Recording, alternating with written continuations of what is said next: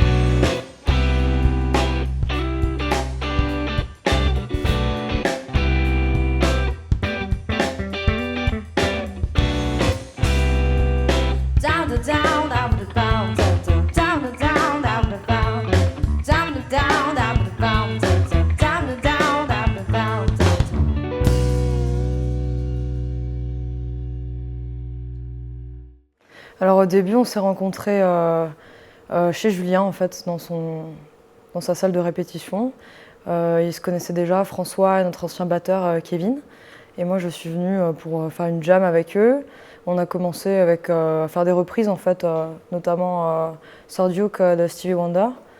Et il y a une alchimie qui s'est créée entre nous. Du coup, on s'est dit, ah bah tiens, si on tentait de faire un groupe ensemble, de composer.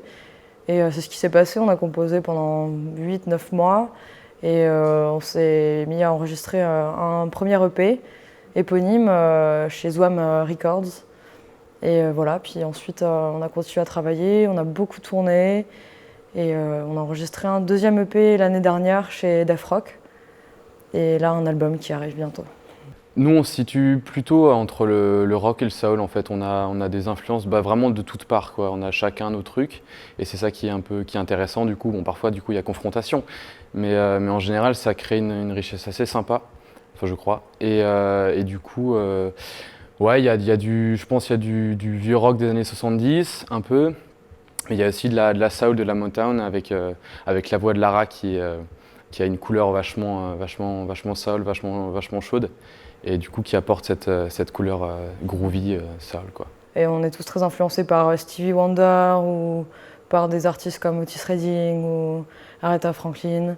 Et puis récemment, là, on s'est découvert une passion presque en commun. Julien, il commence on va lui faire aimer des Hiatus Coyote ou des groupes comme ça qui émergent. Oui, on s'y retrouve.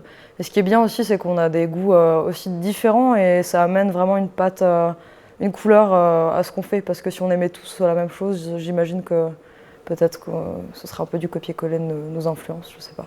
Donc c'est cool. L'intérêt de notre travail, c'était vraiment de faire quelque chose de créatif.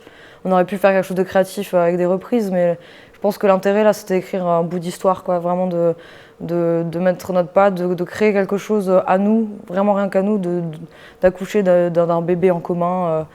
Et je pense que ça, c'était une vraie volonté et qu'on a toujours d'ailleurs, et ça s'est fait comme ça. La composition, en général, on commence par... c'est à peu près toujours le même schéma. C'est Julien, le guitariste, qui ramène des suites d'accords. Et nous, ensuite, donc moi, le bassiste et le batteur, on brode autour, on essaie de créer une structure. Et la chanteuse, elle s'imprègne de tout ça, de cette musicalité, et puis elle crée des mélodies au chant et par la suite des paroles. Et en général, ça se passe toujours comme ça, même si parfois on aimerait faire autrement. Je sais pas, c'est le sort ou je sais pas quoi, mais qui fait qu'à chaque fois on revient sur cette méthode-là qui à chaque fois qui est assez productive. Je sais pas si ça se dit, mais en tout cas, voilà, on fait comme ça. Pour les textes, je m'inspire vraiment de ma vie tout d'abord, de ce que j'ai pu expérimenter, de choses qui m'ont vraiment marqué, voire traumatisé, ou des choses vraiment géniales que j'ai envie d'exprimer. Donc j'aime bien raconter l'histoire de gens aussi assez exceptionnels. Par exemple, on a un morceau sur le dernier EP qui s'appelle High Minds, où je parle de l'histoire d'un schizophrène que j'ai rencontré, qui m'a raconté un peu son histoire et ses premières crises. Et j'ai vraiment eu envie d'en raconter un petit bout de son histoire, quoi.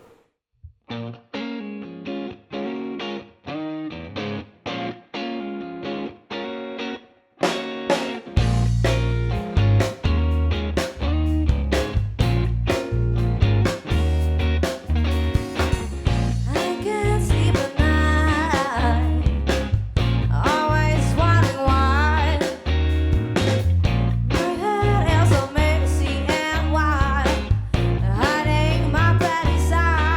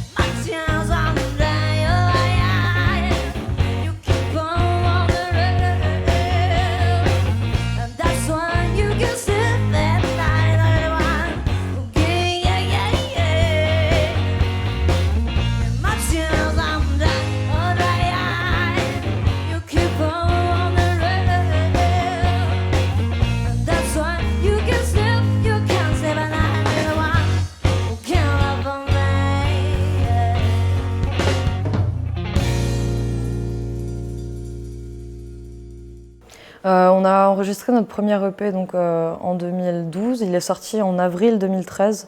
C'est un EP éponyme qu'on a enregistré chez Zwam Records. En 2013, on a enregistré un deuxième EP qui s'appelle Wild and Messy chez Def Rock. Et là, on a un projet d'album. Et pour la suite, on va déjà commencer par ça et puis après on verra. Pour les concerts qui nous ont le plus marqués, je dirais que cette année, elle a été vraiment marquée par des dates assez folles, quoi. On a joué au Zénith de Nancy, je veux dire, enfin, c'était complètement fou. Il y a encore un an, on se disait, ouais, si le jour où on fera le Zénith de Nancy, on se fera tatouer un truc débile, je sais pas où. Et on arrive là, cette année, on nous propose. Et on l'a fait, c'était complètement fou. On a fait la première partie de New Model Army à l'Atelier des Maules aussi, c'était génial. Pour la fête de la musique, on a joué Place Gutenberg, pardon. Devant beaucoup de gens, c'était assez exceptionnel. Et puis là, on a une très belle date qui arrive aussi. On va faire la première partie de Moriarty en décembre. Donc, ouais, il y a des dates trop cool, quoi. Je pense que les gens, ils sont sensibles à l'énergie qu'on dégage et ils sont sensibles à cette osmose qu'on essaye de créer et à la voix, au texte. Je sais pas, je pense que les gens ils y retrouvent une certaine nostalgie, peut-être vintage de groupes d'avant avec un brin de moderne et ouais, c'est ça. Enfin, en général, ça leur plaît, quoi. Si tu veux, l'alchimie dans un groupe, c'est quelque chose qui se travaille comme dans un couple. Je pense on l'a et puis on l'a plus et puis on l'a et on l'a plus et ça se travaille parce qu'on est des êtres humains et qu'on a de nos hauts, on a nos bas. Et que parfois il y en a un qui est vraiment chiant et insupportable, parfois c'est l'autre et qu'il faut faire avec. Et oui, il y a des fois où c'est juste extraordinaire, où on vit des choses vraiment géniales les uns avec les autres, et d'autres fois où c'est beaucoup plus dur, mais c'est juste là, je pense que c'est une question de volonté de mener un projet commun à bien et de vouloir faire en sorte que cette alchimie survive et de la rendre de plus en plus forte tous les jours. Alors les projets du groupe, on va enregistrer un album très bientôt là. Donc du coup c'est bosser les maquettes, bosser les morceaux qu'on va enregistrer pour qu'ils soient vraiment, pas parfaits mais qu'ils soient le mieux possible. Et enregistrer, puis après ça créer tout le monde graphique de l'album en lui-même. Et ça c'est une autre part vachement importante, surtout aujourd'hui avec les moyens de communication, internet, tout ça. Et après ça sera reprendre les dates et puis surtout s'améliorer encore sur scène justement, créer peut-être des moments d'improvisation, des choses comme ça, mais ça on verra bien par la suite. Et faire une tournée aussi.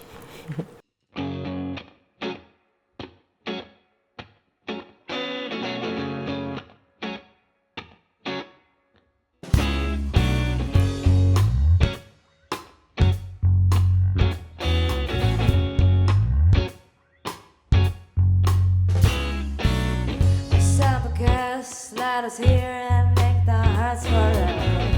Tell the flesh of your lips, knock 'em off and love. Don't care, it's all of you, till the next morning.